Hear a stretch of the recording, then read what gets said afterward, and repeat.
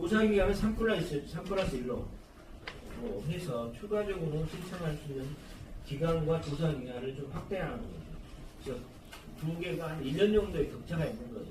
그러니까 조사는 접수를 갖추면 조사하면 바로 안 된다는 문제가 있기 때문에 맞물리는 문제가 있다. 조사하기에는 1년이 한 6개월에서 1년 정도 공으로 가는 거기 때문에 그렇기 때문에 그 기간 동안 접수를 받고 3년 동안 조사를 하면서 서로가 격차를 줄이는 방법입니다.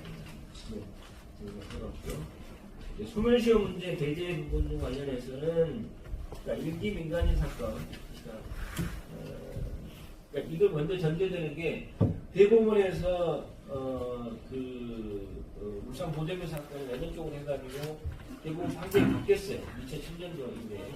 그러면서 2006년, 2007년도에 진실규명이 초기되었던 사건들, 예를 들면 한평 사건 같은 거 많고, 또 나주 사건도 있고 아마 기억에 많이 있을 거예요. 이런 초기에 있었던 사건, 그리고 이후에 결정이 됐어도 몰라가지고 못한 사건들이 또 많지 않습니까?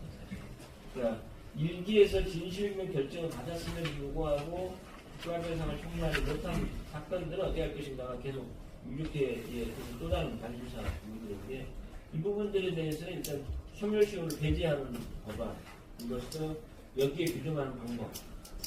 어차피 진실규명 결정을 났음에도 불구하고 우연한 판결이 나중에 남으로써 초기에 부정을 못하는 문제나 있지 어떤 권리구제를 받지 못하는 형평성의 문제를 보고 있을 때 이분들 구제의 필요성이 있는 겁니다.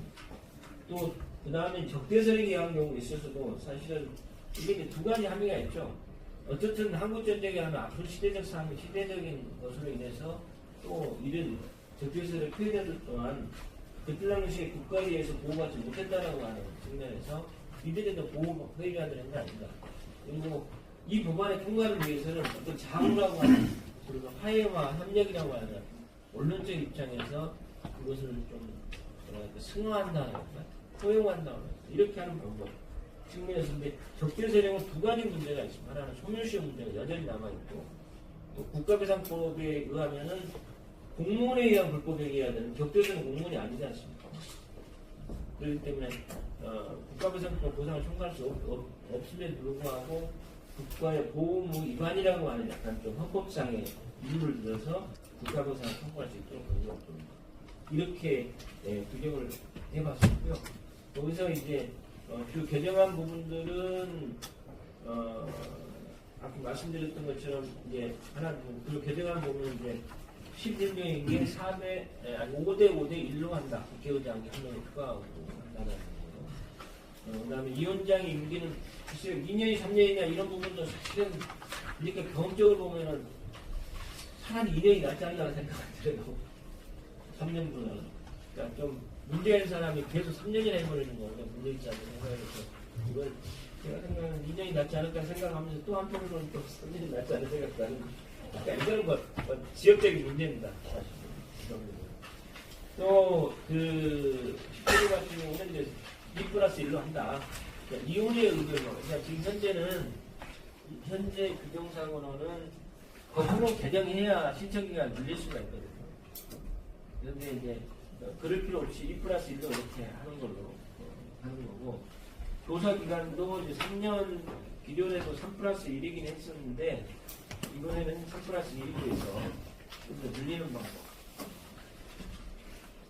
이렇게 하고 소멸시효 배제 부분들 관련해서는 이게 뭐 어느 항목 36조 1호 가든지 거의 상관은 없습니다만 그러니까 일기 진화인 규정에 의해서 제 3호가 민간 직장인생자를 말하는 거고 그뭐 오타했더라고 4호가 5호죠. 진실결정 받는데 1조 제1항 제5호이거든요. 적재세력에 대한 경우에 있어서도 소멸시효와 국가배상법을 적용하지 않고 3년 내에 청구할 수 있다. 이렇게 한번 해봤고요. 시행예고 관련해서 시행한다.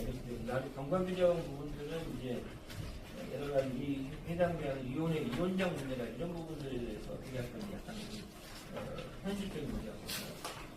그래서 어떤 과거사 진실규명 방안들은 현재적 상황에서는 하나는 지난해 재정에서 나가는 방법 하나가 있고 두 번째로는 선생님 이야기 어떤 분이 이렇게 되면 아예 제3회 여기는 종결하고 제3회 이혼을 막아는 방안 또 세 번째로는 개별 특별법을 만드는 방법. 민간인 관련해서 민간인 관련 징상조사 특별법을 만드는 거. 삼천교육도 삼천교육대 특별법을 만드는 거. 이런 부분들이 있어요. 그런데 이런 개별적인 특별법은 그러니까 개별적인 특별하게 일정한 그 피해자의 규모나 위험들이 해결될 수 있는 분들한테는 그것이 바람직한 방안일 수 있지만 그렇지 못한 인권침해 사건들은 소요가 못다라는 단점이 있어요.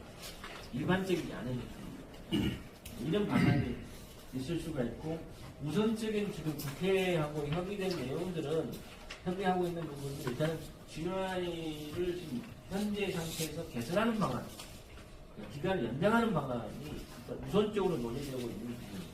그래서 여기에서 우리가 고려되는 부분들이 사실은 의원실하고 협의돼야 되겠지만은 만약에 현 상태에서 12월 8일날 우리가 이 법이 제정이 돼서 이혼에 관련된 규정이 바뀌지 않는다면 12월 9일날 대통령이 또 다른 어떤 사람을 김강동으로 임명할 수도 있단 말이죠. 그렇다면 그 이외의 법을 개정한다는 것은 사실 의미가 없는 거예요. 그렇잖아요. 이미 위원장은 와버렸어. 그렇잖아요. 그러면 현 위원회는 내년 5월달에 가야 갈 수밖에 없게 되는 거고 그렇다면